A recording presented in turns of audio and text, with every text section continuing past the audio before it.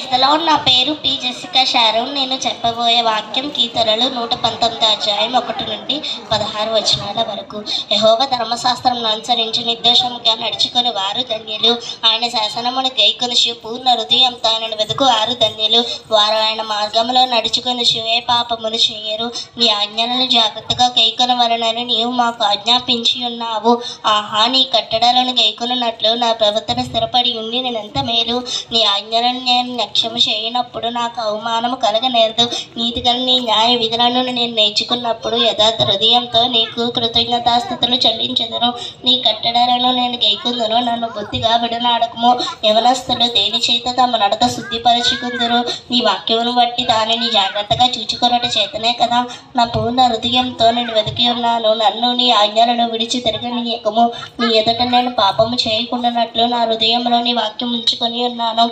యెహోవా, నీవే స్తోత్రము తగిన వాడము. నీ కట్టడలను నాకు బోధించుము.